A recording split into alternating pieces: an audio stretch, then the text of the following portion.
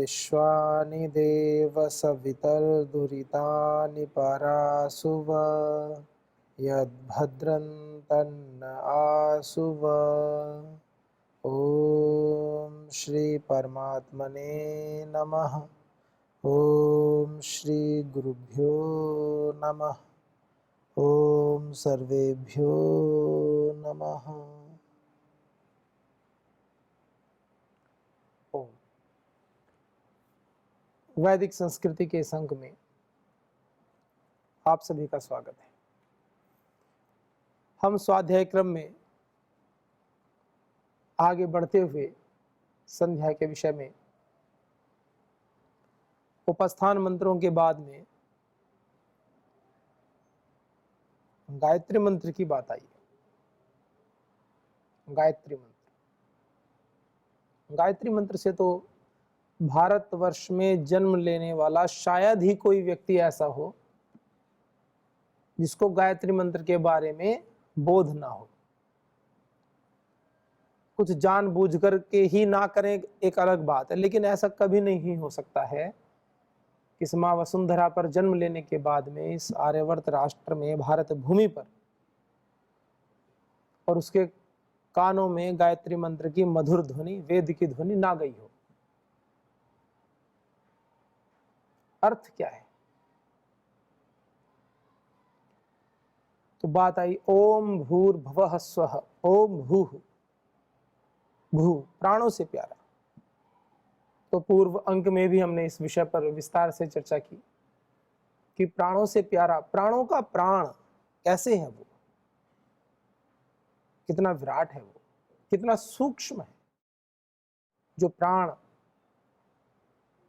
प्राण, अपान व्यान समान उदान और पंच उपप्राण नाग कूर्म कृकल धनंजय देवदत्त, ये स्वयं में ही बहुत सूक्ष्म प्राण है। और वो इन प्राणों को भी प्राण देने वाला तत्व है, वो है परमपिता परमात्मा, जो अत्यंत सूक्ष्म है, अत्यंत विराट है। जो सूक्ष्म होता है वो अत्यंत विराट होता है। एक मिर्च ले लो, किचन में 1 किलो मिर्च रख लो आप। किचन के बाहर कोई खड़ा हो, उसको पता भी नहीं होगा कि किचन में मिर्च रखी है या नहीं। रसोई घर में 1 किलो मिर्च लेकर के आ जाओ और रख लो। किचन के बाहर जो व्यक्ति है उसको कुछ भी पता नहीं चलेगा। अब उस 1 किलो, 5 किलो, 10 किलो मिर्च का स्टोर बना लो किचन में। पूरे किचन को मिर्च से भर दो तो भी किसी को पता बाहर नहीं चलेगा। लेकिन थोड़ी सी मिर्च को अग्नि पे डाल दो, थोड़ी सी मिर्च को अग्नि में डाल दो, तो किचन तो क्या पूरे गांव को पता चल जाएगा। धंसका लगना शुरू हो जाएगा, खांसी आनी शुरू हो जाएगी, सबको पता चल जाएगा कि मिर्च डाल दी किसी ने अग्नि में। क्या हुआ? मिर्च अपने सूक्ष्म कणों में विभक्त हो गई, और जो सूक्ष्म होता है उसकी पावर बढ़ जाती है, उसका क्षेत्र बढ़ जाता है। तो स्थूल वस्तुओं का जितना विस्तार है उससे कहीं अधिक, कहीं ज्यादा विस्तार सूक्ष्म वस्तुओं का है। और परम पिता परमात्मा अति सूक्ष्म है, सूक्ष्माति सूक्ष्म, सूक्ष्म से भी सूक्ष्म। इसलिए उसको कहा कण कण में भी वो रमा है, कण। और इस समस्त सृष्टि में सबसे छोटा कण जिसको परमाणु कहते हैं वो परमाणु के अंदर भी है। परमाणु को भी जो गति दे रहा है वो परमात्मा। उसका विस्तार कितना है? वो विराट है। समस्त लोक लोकांतर जितनी भी सृष्टियां हैं, एक सृष्टि की बात नहीं कर रहे हैं, जितनी भी सृष्टियां हैं वो उसके एक अंश मात्र का भी विस्तार नहीं है। ये है परमात्मा। उसको क्या कहा? वो प्राणों का प्राण, प्राणों से प्यारा। और आगे बढ़ते हैं। ओम भुवः, ओम भूर्भुवः स्वः। भुवः वो दुख का नाश करने वाला है, दुख विनाशक। जब उस परमात्मा के पास बैठते हैं, बैठ रहे हैं, संध्या कर रहे हैं, ब्रह्म यज्ञ में बैठे हैं, क्यों बैठे हैं? कुछ तो लाभ होगा तभी तो बैठते हैं। केवल बैठे हैं, कुछ लाभ ना हो तो व्यक्ति क्यों बैठे? मनुष्य लाभ तो देखता ही है, बिना लाभ के कोई कार्य नहीं करता है, बिना लाभ के कोई कार्य नहीं होता है। जब तक ज्ञान की स्थिति बहुत ऊंची ना हो जाए, जब तक ज्ञान की स्थिति बहुत ऊंची ना हो जाए, तब तक मनुष्य लाभ के कार्य करता ही रहता है। हाँ, एक बहुत उच्च अवस्था में आने के बाद फिर वो लाभ और हानि से पार चला जाता है। उसके द्वारा किए गए कार्य लाभ समाज को पहुंचाते हैं, लेकिन वो स्वयं को लाभ पहुंचाए, उसके द्वारा किए गए कर्म उस व्यक्ति को लाभ पहुंचाए, स्वयं को उसको लाभ हो, वो उस आसक्ति को छोड़ देता है। अच्छे कर्म करेंगे तो लाभ तो मिलेगा ही व्यक्ति को, लेकिन वो आसक्ति नहीं रखता है। ये आसक्ति छूटती नहीं है। अच्छे कर्म करते हैं तो हमें अच्छा फल मिले, ये आसक्ति छूटती नहीं है। बुरा कर्म करें, बुरा फल मिले, ये आसक्ति तो छूट जाती है। बुरा कर्म करें तो हम चाहते हैं इसका फल हमें ना मिले। किसी से कोई गलत कर्म हो जाए तो वो कभी नहीं चाहता इसका फल हमें मिले, वो ये चाहता है कि इसका फल हमें ना मिले। लेकिन अच्छा कर्म करने के बाद भी ये चाहे कि इसका फल हमें ना मिले, ये नहीं होता। दो मित्र थे, बड़े घनिष्ठ मित्र थे। एक ने बहुत अच्छा काम किया, बहुत मेहनत का काम किया, दूसरे ने नहीं किया, उसको पता नहीं था। लेकिन जब मंच पर सम्मान करने की बात आई, उसको पारितोषिक देने की बात आई, तो उसके मित्र को बुला लिया गया, जो बस बाद में आया था, थोड़ा दो चार हाथ लगाने, काम होते हुए काम को हाथ लगाने बहुत आते हैं। कार्य का प्रारंभ हो, और कार्य प्रारंभ करने से पहले जो लग जाता है जिससे कि कार्य प्रारंभ हो, वो है पुरुषार्थ विशेष। कार्य प्रारंभ हो गया और चल रहा है, बीच में आकर लग गए, वो भी अच्छी बात है, लेकिन कार्य को प्रारंभ करने से पहले का जो पुरुषार्थ, जो कार्य को प्रारंभ करता है, वो महत्वपूर्ण होता है। किसी भी अच्छे कार्य को प्रारंभ करने के पीछे के जो बिंदु है, जो कारण है, जो साधन है, वो बहुत महत्वपूर्ण होते हैं। जब कार्य चल रहा है तब तो आ ही जाते हैं व्यक्ति करने के लिए, कुछ आ जाते हैं, बुला लो तो आ जाएंगे। एक गाड़ी खराब हो गई है, दो आदमी मिलकर धक्का मार रहे हैं, तीसरा जा रहा है, बुला लो, वो भी मार देता है। लेकिन गाड़ी फंसी खड़ी है और कोई धक्का नहीं मार रहा है, उस समय पहला व्यक्ति जो आकर के गाड़ी रोक करके उतर कर उस पर धक्का मारेगा, वो महत्वपूर्ण है। धक्का मारते हुए को देखकर दूसरा व्यक्ति रुक करके धक्का मारे, अच्छी बात है, उसको भी लगा देना चाहिए। लेकिन पहला जो कार्य कर रहा है वो महत्वपूर्ण है। जो ये थोड़ा सामान्य उदाहरण वैसा दे रहा हूं, लौकिक, तो कहीं कहीं आप देखते होंगे ना, स्टेशनों पर भीख मांगते हैं। हालांकि पुरुषार्थ करना चाहिए, ये तो एक बिजनेस बना रखा है कुछ लोगों ने, व्यवसाय, और तो और ऐसा व्यवसाय बना दिया इसको कुछ गलत लोगों ने। छोटे छोटे बच्चों को इधर उधर से किडनैप करके लाते हैं, उनके अंग खराब कर देते हैं, किसी की आंखें निकाल देते हैं, किसी के पैर काट लेते हैं, ऐसे उनको अपंग बना देते हैं। ये बहुत खतरनाक कार्यक्रम है, और उनके द्वारा भीख मंगवाते हैं उनको। मैं एक बात बताना चाह रहा हूं, वो एक अलग पक्ष हो जाएगा फिर। तो क्या करते हैं, जब भीख मांगने जाते हैं तो कुछ पहले ही कटोरे में पैसा डाल देते हैं, लेकर के ही जब घर से निकलते हैं तो पहले कटोरे में कुछ पैसा डाल देते हैं। क्यों? ताकि निकलने वाला व्यक्ति की देखे कुछ पैसे पड़े हो, देख करके वो 1 रुपया, 2 रुपये, 10 रुपये डाल दे। पैसा पैसे को खींचता है। कुछ दुष्ट होते हैं, जो निकम्मे होते हैं, निठल्ले होते हैं, ऐसे भी बहुत मिलते हैं, जो क्या करते हैं, कपड़े इधर उधर पहन करके और बस फटे पुराने कपड़े पहन करके जा करके कि भीख मांगनी है, बस एक एजेंडा।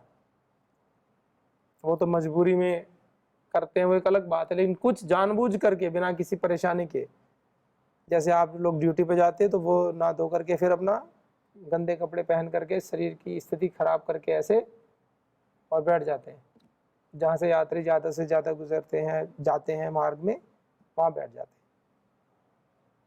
और ज़्यादा करेंगे तो किसी छोटे बच्चे को लेकर के बैठ जाएंगे, खुद तो परेशान होते, बच्चों को और परेशान करते। तो देख करके दया आती है कि भाई चलो छोटा बच्चा है, व्यक्ति अपंग है, दे दो।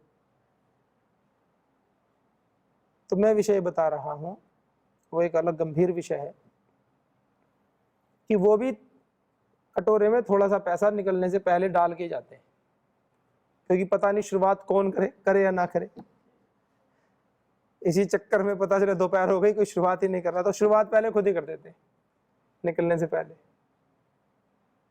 शुरुआत खुद कर दी, फिर दूसरे तीसरे चौथे कोई ना कोई अच्छा पड़े तो है कुछ, दो चार डाल देते, ऐसे होता है।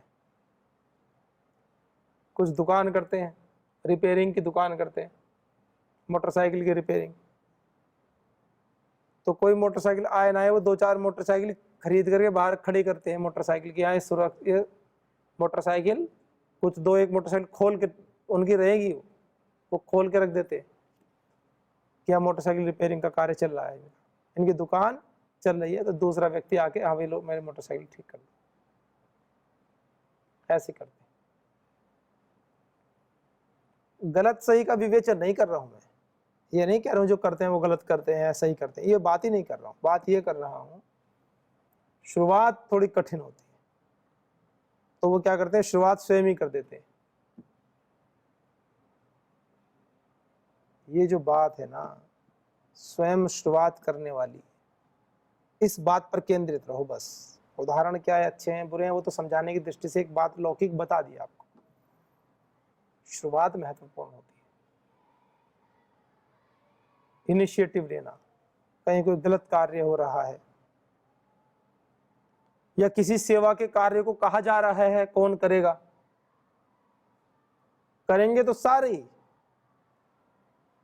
करेंगे तो सारे ही, क्योंकि वक्ता का अभिप्राय क्या होता है, अभी कोई सेवा का कार्य कराना है, मान लीजिए संस्थागत कोई कार्य आ गई कि यह कार्य करना है, तो वो तो होगा ही। ऐसे करोगे तो ठीक है ना, निर्देशात्मक हो जाएंगी, भाई बात कार्य तो करना ही है, करेंगे सब। लेकिन जब ये पूछा जाता है इस कार्य को कौन करेगा, तब जो आगे बढ़ चढ़ कर प्रसन्नता से, आगे बढ़ चढ़ करके और प्रसन्नता से, दबाव से नहीं, प्रसन्नता से स्वीकार करो, करे कि हम करेंगे, ये बात महत्वपूर्ण होती है। इनिशिएटिव लेना, आगे आना, नहीं तो व्यक्ति पीछे पीछे पीछे पीछे लगे रहते हैं। आपने देखा होगा कुछ छात्रों की प्रवृत्ति ऐसी होती है, क्लास में आएंगे और पूरी क्लास खाली तो भी पीछे ही जाकर बैठेंगे, सबसे पिछली सीट पर बैठेंगे। उनसे पूछो आगे बैठ जाओ, कि नहीं और आ रहे हैं। अरे और तो आएंगे तब आएंगे, आप तो आ गए हो, आप बैठो। ये प्रवृत्ति को दर्शाता है। आगे बैठने का मतलब पुरुषार्थ करना, पुरुषार्थ से बचते हैं। आगे बैठने से क्यों बचते हैं, जो भी ऐसे बचे समझ लो कहीं ना कहीं कुछ चूक हो रही है। एक तो होता है कि चलो सम्मान की दृष्टि से पहली पंक्ति छोड़ दी, कोई आचार्यगण आ रहे हैं या बड़े आ रहे हैं, एक अलग बात है, वो एक अलग विषय है, पहली तो छोड़ दो। लेकिन वो दूसरी तीसरी पे भी नहीं टिकते, वो 10वीं 12वीं पे टिकते जाके सबसे पीछे, दीवार ना हो तो दीवार के पार चले जाएं, ऐसी स्थिति होती है। ये क्या दर्शाता है, ये बहुत कुछ दर्शाता है, समझने वालों की समझ में बहुत आता है। इसका मतलब जीवन में कहीं ना कहीं प्रमाद या आलस्य ने घर कर रखा है, कहीं ना कहीं कुछ ना कुछ चूक हो रही है, कॉन्फिडेंस में कहीं ना कहीं कमी आ रही है, फेस करने में लाइफ फेस टू फेस दिक्कत आ रही है, जीवन में चिंतन की कमी चल रही है। ईश्वर के प्रति जितनी आस्तिकता, ईश्वर के प्रति, गुरुजनों के प्रति जितना हमारा तप होना चाहिए उनकी आज्ञाओं को पालन करने में, उसमें कहीं ना कहीं कुछ न्यूनता चल रही है, ये वो दर्शाता है। नहीं तो विषय ऐसा होना चाहिए, रोज ये विषय होना चाहिए, आगे मैं बैठूं कि मैं बैठूं, आकर के आचार्य को कहना चाहिए कल आप बैठे थे, चलिए आज आज दूसरे नंबर पर बैठ जाओ, आज इनको आगे बैठने दो। यहाँ तो आचार्य को कहना पड़ता आओ पीछे से उठ के आगे आ जाओ आ जाओ आ जाओ, फिर भी नहीं आते, फिर भी सोचते हैं हमारी जगह कोई दूसरा ही चला जाए। आप लोगों की बात नहीं कह रहा हूँ, एक सामान्य जनरल वे में बात कर रहा हूँ, ऐसा प्राय देखने में आता है। इनिशिएटिव लेना, ये बात महत्वपूर्ण है। परमात्मा कैसे हैं? दुखों का नाश करने वाले हैं। दुख का नाश कैसे होता है, किन किन उपायों से हो सकता है? दुख का नाश करने वाले उपाय कौन कौन से हो सकते हैं? भूख लग रही है, ये भी एक दुख है। भूख लग रही है, ये भी तो दुख है। और भूख लग रही है और भोजन का समय हो गया है, कोई कहे नहीं अभी ये काम पूरा करना है उसके बाद भोजन मिलेगा, ये एक दुख की मात्रा बढ़ गई हो। एक तो भूख लगना स्वयं में एक दुख है, और भूख लगने पर भोजन का समय होने पर भी ये कहा जाए कि नहीं अभी भोजन नहीं करना है, अभी कार्य करो। भूख और बढ़ गई, दुख और बढ़ गया।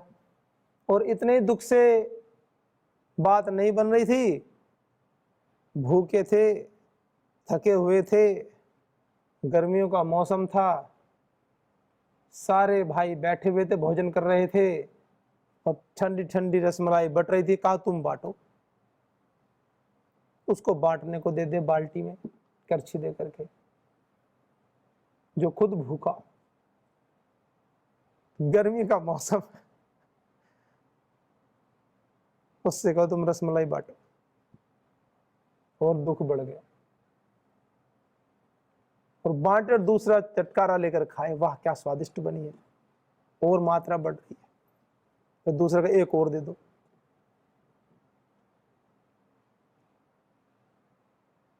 इस दुख को भी जो जीत ले,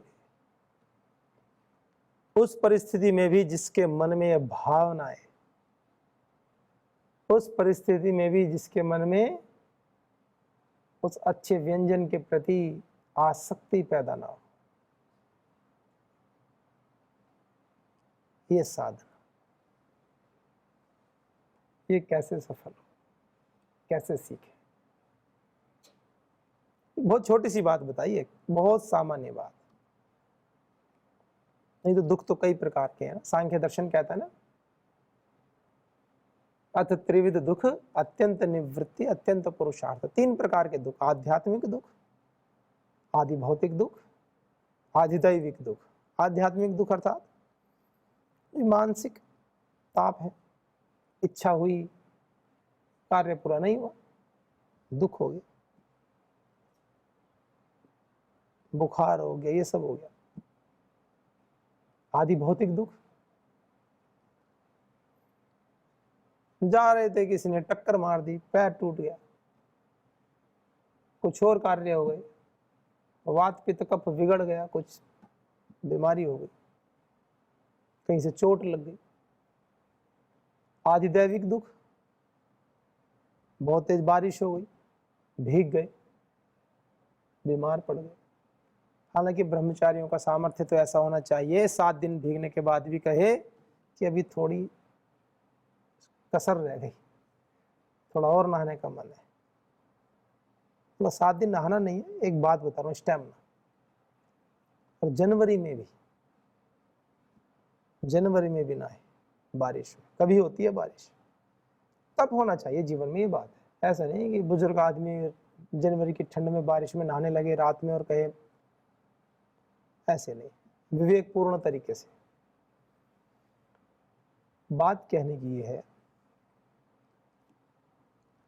हमारे जीवन में जो ये दुख है ना, आधिदैविक दुख, भूकंप आ गया, अभी देखा आपने कितने आपदा आते हैं, कहीं भूकंप आ जाता है, बाढ़ आ जाती है, सब आधिदैविक दुखों में आते हैं।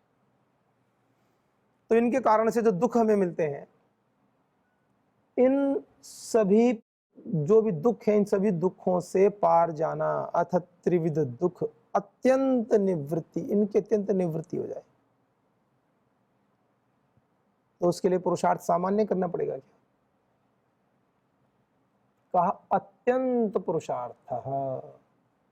पुरुषार्थ भी कैसा? अत्यंत, तीव्र, गाढ़, तगड़ा, डेंस, अत्यंत पुरुषार्थ। अथ त्रिविध दुख अत्यंत निवृत्ति, अत्यंत पुरुषार्थ। और ये संभव कैसे है? संध्या में आने से संभव है, क्योंकि परमात्मा कैसे हैं? भुवः, दुख विनाशक हैं। वो आपके रसमलाई का दुख भी दूर कर देंगे और तीनों प्रकार के तापों को, तीनों प्रकार के दुखों को भी हर लेंगे। कार्य करने का मन नहीं है और कार्य करने के लिए कह दिया, ये भी दुख है। आपने सोचा अब तो 9 बज गए, 10 बज गए, अब तो छुट्टी, इस मूड बना करके, इस प्रकार का मन करके कि अब तो छुट्टी हो गई, अब कमरे पे जाकर सोना है, और आप जाकर लेट गए और तभी फोन आ गया, तभी किसी ने सूचना दे दी कि अभी आपको वहां जाना है, योगग्राम जाना है। मान लीजिए यहाँ से एक स्थान है योगग्राम, आधा घंटा लगता है जाने में। दुख आ गया मन में, कहाँ तो सोने के लिए कपड़े निकाल दिए थे, लेट गए ढीले ढाले वस्त्र पहनकर, दुख है। वो दुख कैसे नष्ट हो? क्या संध्या उपासना करने से कार्य नहीं मिलेंगे क्या? जब संसार में रहोगे तो कार्य तो करने ही पड़ेंगे, पड़ते ही हैं, जीवन चलाना है। दुख का नाश कैसे हो जाएगा? क्या भूख नहीं लगेगी? क्या ऐसी परिस्थितियां उत्पन्न नहीं होंगी कि सब बैठे हैं और आपको भूख लग रही है और आपको रसमलाई बांटनी पड़े और दुख की बात वो खत्म हो जाए? आप बांट रहे हो ठंडी ठंडी रसमलाई, भूख खुद को भी लगी है बहुत तेज, और वो खत्म भी हो जाए बांटते बांटते, और दुख बढ़ जाए। अब मिलेगी नहीं, बांटा फिर कोई चांस भी नहीं आने का फिर अभी आगे। यहाँ तो आ जाती है, मिल जाती है, एक अलग बात बता रहा हूं। वो दुख कैसे नष्ट हो? चाहे वो समाप्ति हो जाए, बाल्टी में कुछ ना मिले आपको और बचा हुआ रस भी दूसरे ही ले ले, फिर कैसे? ईश्वर दुख विनाशक है। ये तो एक सामान्य स्वाद इंद्रिय की बात चल रही है, एक उससे ही पार जाने में समय लगता है। दृश्य का सुख और वो बाधित हो जाए तो दुख, कानों का सुख, मधुर मधुर संगीत बाधित हो जाए तो दुख। दुख के सुख से, इंद्रियों का जो सुख है उससे मुक्ति कैसे हो? दुख का सुख क्या है? परम श्रद्धेय गुरुदेव कहते हैं कि हमें सुख मिले या ना मिले, दुख ना मिले, ये सुख है। ये दुख का सुख क्या है कि दुख ना मिले। सुख हो चाहे ना हो, दुख ना मिले मतलब किसी व्यक्ति ने बहुत अधिक काम किया, उसको मान सम्मान मिलना था, वो अपने मन में धारणा बना ले कि मुझे मिलना ही नहीं है बस, और मंच पे जाके अगली पंक्ति में बैठे ही ना, पीछे बैठे आराम से आनंद से, इसी भाव से बैठे कि मेरा कर्तव्य कर्म था, मैंने किया, बस मिले तो अच्छी बात है, ना मिले तो कोई बात ही नहीं। होता क्या है, व्यक्ति सज धज कर जाता है, उसको पता मंच पर जाकर आगे की पंक्ति में बैठना है और कोई बुलाए ना, और उसने बहुत सारा काम भी किया हो, दूसरों का तो नाम ले ले, उसका नाम भी ना ले, चैन उड़ जाता है व्यक्ति का। सुख मिले या ना मिले, दुख ना मिले, उसका क्या उपाय है? आराम से पीछे बैठो, मन में भाव मेरे अपने कर्तव्य का कर्म किया, कर्तव्य कर्म किया। माँ कभी कहती है किसी से मैंने इस बच्चे का पालन पोषण किया, मुझे इनाम दो? माँ कभी कहती है इसको 3 दिन तक दस्त आए, मैं रात दिन इसके इसके लिए मैं जागी 5-5 बार 10-10 बार मैंने उठ करके रात में इसको नहलाया, इसको साफ किया, पूरी सफाई की।